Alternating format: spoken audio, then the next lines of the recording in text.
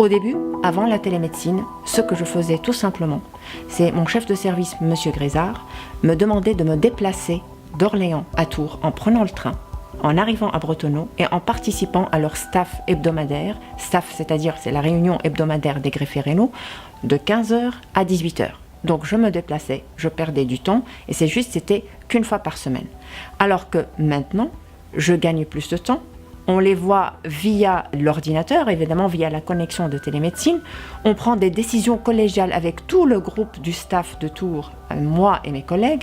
On peut même se connecter hors staff. La télémédecine est un moyen d'apporter une expertise et l'accès à des consultations spécialisées à des personnes qui sont éloignées en fait d'un spécialiste, de la présence physique d'un spécialiste.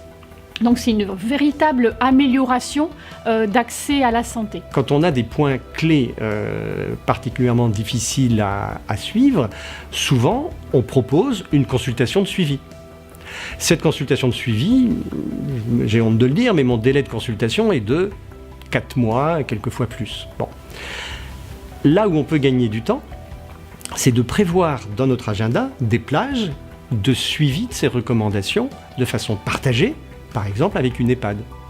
Et on peut dire, Madame Dupont qui est sortie tel jour, je ne veux pas la voir dans 4 mois. J'ai besoin de savoir si son syndrome inflammatoire a vraiment disparu, là, dans 15 jours, dans 3 semaines.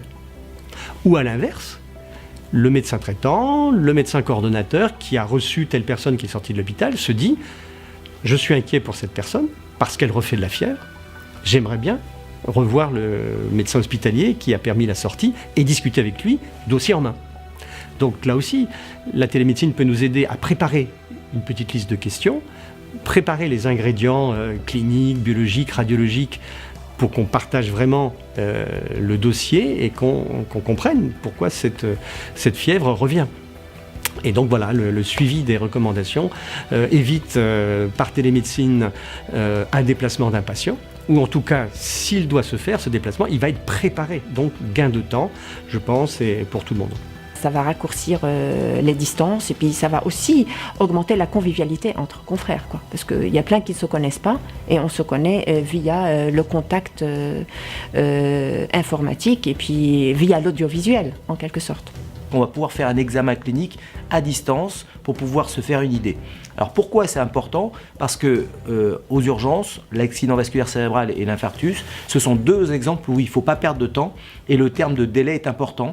Là, on va pouvoir traiter le patient à domicile avant de transporter le patient vers l'unité spécifique. La télémédecine, elle est par exemple un vecteur facilitant le maintien à domicile et l'évitement de l'hospitalisation, par exemple avec tous les dispositifs de télésurveillance. Je pense qu'il faut le concevoir comme un outil qui permette de faire des économies de moyens. Économies de moyens donc à la fois en temps médical, paramédical, et puis aussi il faut penser aux finances publiques, faire des économies de moyens financiers. De toute façon, rien ne vaut un examen clinique du patient, au lit du patient, et surtout s'il y a une urgence vitale. Donc on n'est pas non plus des médecins derrière ordinateur, on est des cliniciens. Mais quand même, c'est un bon outil qui peut nous servir à plein de choses pour résoudre, pour faire un dossier, pour répondre à la demande d'une infirmière. Parce que nos infirmières sont bien expérimentées, c'est vrai, et surtout les infirmières de dialyse particulièrement, on peut bien compter sur elles. Il peut même se connecter à des centres hospitaliers, universitaires ou régionaux pour parler à un confrère spécialiste, cardiologie, néphrologie, hépato-gastro, pour un petit peu discuter la prise en charge de son patient qu'il suit en tant que médecin généraliste. Pour avoir un staff de qualité, travailler avec des paramédicaux, notamment nos infirmières gériatriques, formées à l'évaluation gériatrique standardisée, qui connaissent très très bien comment faire l'expertise d'une autonomie, faire l'expertise des fonctions cognitives, de la dénutrition, de la marche. Enfin, il y a un certain nombre d'outils qui ne sont pas propres à tel ou tel hôpital. Ce sont des outils d'ordre national ou international.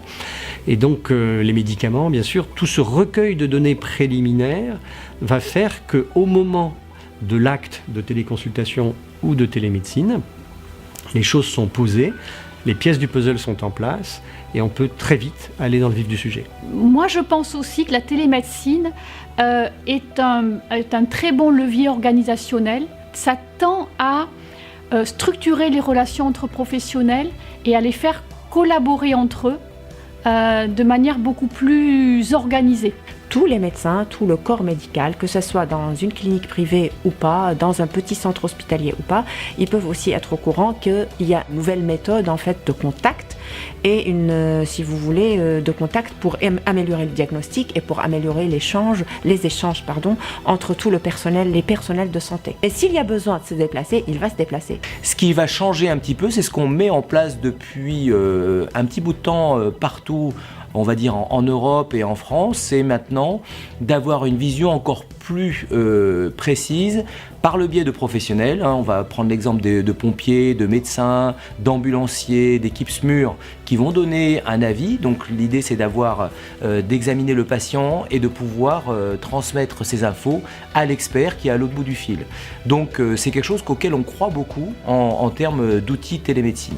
Pour certaines spécialités, c'est plutôt la transformation de quelque chose qui existe déjà aujourd'hui, que ça soit sous forme d'appel téléphonique dans la journée ou sous forme de mail non sécurisé. Et en fait, l'idée, c'est de le transporter sur un système qui est beaucoup plus sécurisé, qui permet une traçabilité de ces actes, en fait, de l'expertise notamment, et qui permet de valoriser financièrement cette activité. La télémédecine, finalement, elle a aussi une fonction apprenante. Elle fait formation finalement au fur et à mesure d'équipes par d'autres et souvent dans les deux sens. Des équipes qui ne se parlaient pas, non seulement se parlent, échangent, mais apprennent les unes des autres.